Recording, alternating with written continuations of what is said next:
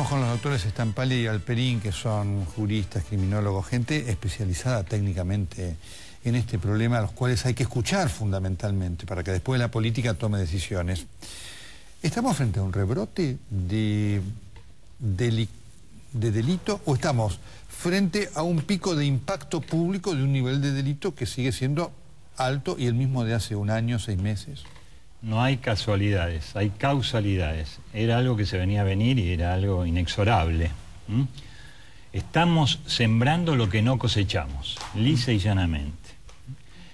Con un dato que a mí me alarma, y lo quiero decir públicamente, que son 3 frases que he escuchado en estas últimas horas. Una de un senador de la Nación que dijo, bueno, esta vez me tocó a mí como a cualquier otro. Aníbal Fernández. Trivializando el tema.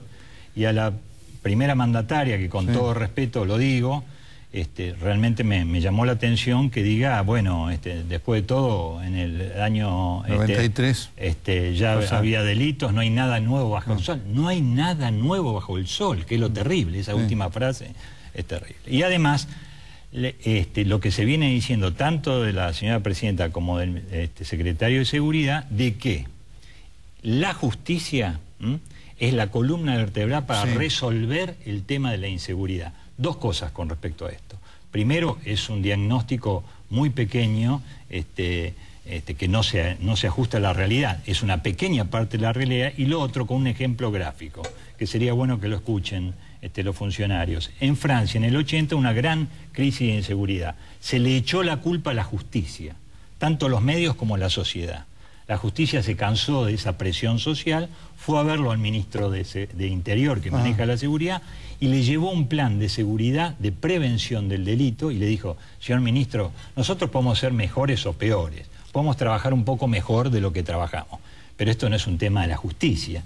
Y ahí nació la prevención social del delito.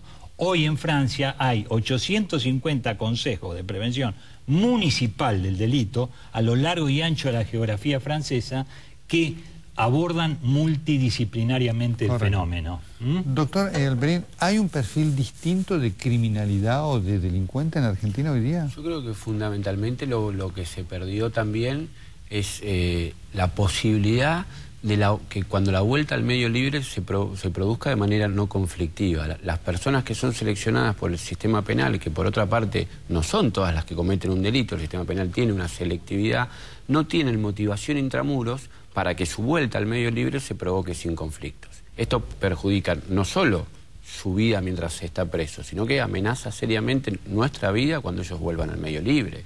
Y esto tiene que ver con la misma descomposición que los intendentes hablaban antes. El acceso a la escolarización es de menor calidad y de menor intensidad. El acceso a la salud en estos últimos 5 años ha sido de menor intensidad y de menor calidad. Esto provoca, chicos, hay una nueva generación de jóvenes que en muchos casos ingresan en el sistema penal con un pronóstico seriamente complicado, porque el Estado no tiene políticas públicas preventivas para con esos chicos, y mucho más grave aún, su política cuando los encuentra por primera vez a través del sistema penal es tratarlos peor que lo que los trataba antes. Por lo tanto, es muy difícil motivarlos en favor de lo que la sociedad pretende. Se lo preguntaba a los intendentes, se lo pregunto a ustedes ya como estudiosos. ¿El predominio de la delincuencia hoy es juvenil o no? ¿O es una impresión nada más? No, hay delincuencia juvenil bastante elevada, digamos, pero no podemos decir que hay irrumpido esto como algo espectacular. Hay una mayor delincuencia juvenil, sigue en aumento, sobre todo en las zonas, hay que decirlo, en los lugares más vulnerables, y hay que trabajar rápidamente. Ojalá se pueda decir cómo. Tenemos fórmulas, infinitas fórmulas para darle al gobierno nacional para que trabaje en este segmento.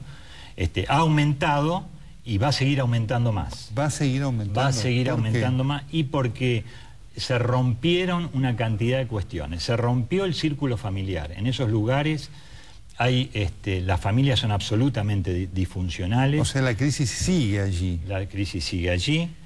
Ha ingresado las armas de fuego allí de una manera tremenda. Hay un tráfico enorme de armas de fuego. Toda la cuestión de la violencia intrafamiliar y además el tema del consumo del alcohol y la droga, y quiero hablar de 2 tipos de droga, porque se dice que la droga no tiene ningún tipo de manifestación contra la violencia y demás, no es cierto.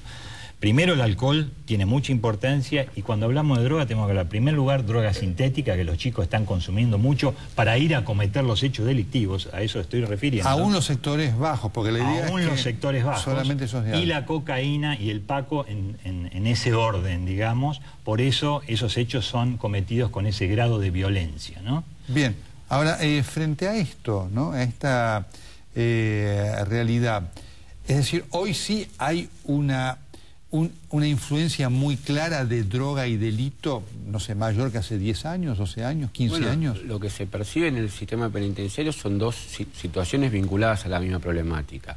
En primer lugar, hay un aumento de ingresos en los penales de personas vinculadas a la tenencia y a la tenencia para comercialización, al menudeo de drogas y al transporte de drogas, pero no hay presencia, por lo menos en alta cantidad, de narcotraficantes, de los carteles. Sí hay de soldados, pero muy poca presencia de los coroneles. Por lo tanto, la política de prevención y represión frente al crimen organizado, por lo menos vinculada al narcotráfico, pareciera dar pocos efectos. Lo que sí se percibe hacia el interior de los penales es un alto consumo de drogas lícitas e ilícitas. Ya dentro de los penales. Dentro de los penales. Yo le voy a dar un dato muy preocupante al respecto. No solo hay drogas ilícitas en los penales, que hay que preguntarse cómo entran, porque el control en esos lugares de lo que ingresa y de lo que egresa está a cargo del Estado. Por lo tanto, cuando usted encuentra sustancias prohibidas en las cárceles, significa que los controles por lo menos fallaron, si uno quiere ser bueno.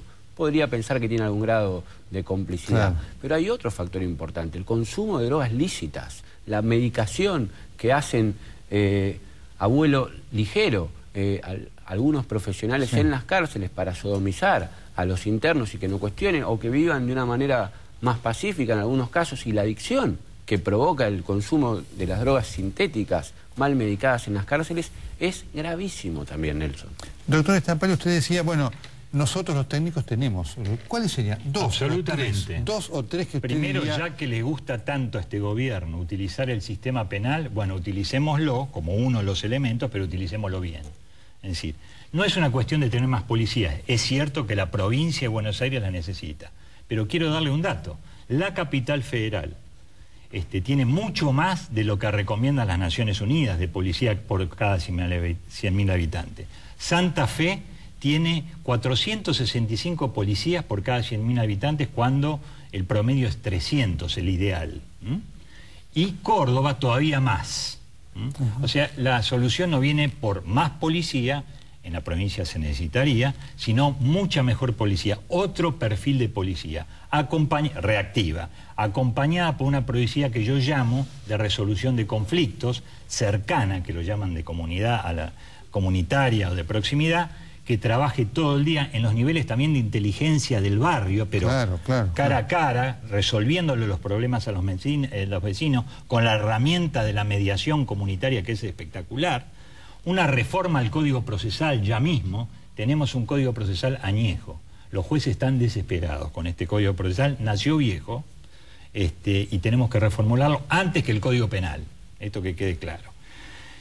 Yo voy a presentar una ley nacional de prevención social contra el delito y la violencia próximamente en la Cámara de Diputados de la Nación. Espero que lo traten los legisladores. Una ley que trabajé con esa ley también en México hace 2 años atrás. Ya es ley en México esto. Mire usted. Y concomitantemente, y esto es importante, quiero otorgarles una cantidad de programas multidisciplinarios focalizados, porque usted como médico lo debe saber bien.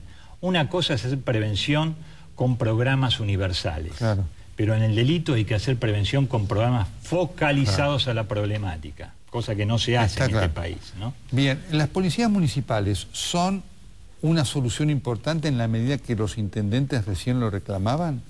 Yo creo que uno, cuando elabora políticas en el laboratorio, que es lo que le pasa a muchos de los que propician estas iniciativas, tienen que imaginárselas cuando las lleven a la práctica. Yo no me imagino intendentes como Granado o como podría ser Isi o Tacé con policías a cargo. Mejor dicho, me da miedo imaginármelo, me da mucho miedo imaginármelo.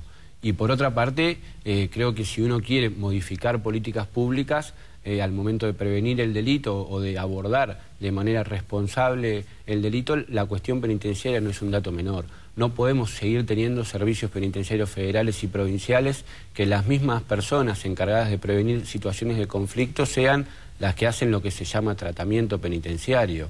El que le pega no lo educa. El que le pega no le va a dar oportunidades y sobre todo no están preparados para hacerlo. Es urgente que este gobierno nacional y que los gobiernos provinciales se animen a dar el debate con el resto de las fuerzas políticos partidarias y de la sociedad civil y de las universidades. Precisamos sistemas penitenciarios que distingan la seguridad del tratamiento, que distingan lo que tiene que pasar en contexto de encierro con lo que va a pasar cuando vuelvan al medio libre. Lo que pasa en nuestras cárceles hoy solamente agrava el problema y las consecuencias no son solamente para las personas que están privadas de su libertad y de su familia. Las consecuencias son graves para nosotros también, por lo tanto no corresponde que miremos para otro lado, porque en nuestro país no existe la prisión para siempre.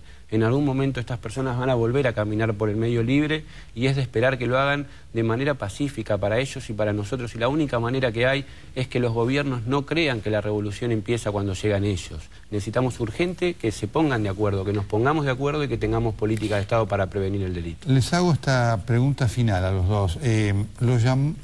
¿Recibieron algún llamado de algún dirigente político de cualquier partido siquiera para por lo menos escucharlos a ustedes que tienen este conocimiento técnico, a ustedes y otros colegas, tan profundo del tema? Se están recién en los últimos días, digamos, frente a esta explosión. Sí, yo estoy trabajando mucho en el exterior, usted lo sabe, estoy ayudando a otros países. Acá me gustaría ayudar al mío. ¿Y a usted?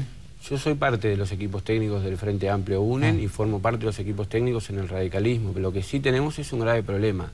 El gobierno no solo no nos escucha, combate iniciativas como la del programa UBA 22 en las cárceles federales. En vez de prestar atención a las iniciativas que brindan alguna respuesta a la demanda de la sociedad, lejos de eso conspiran contra una de las pocas herramientas positivas que puede ser la educación. Lo que acaba de decir el doctor es muy importante. El grado de reincidencia que hay hoy acá es, a los 5 años de salir en libertad el 50% reincide y a lo largo de la vida el 70%. Pero aquellos que van al CUD, que utilizan el centro universitario, menos del 5% de reincidencia. Doctor Estampalla, doctor Alperín, muchas gracias. Es un placer, Nelson.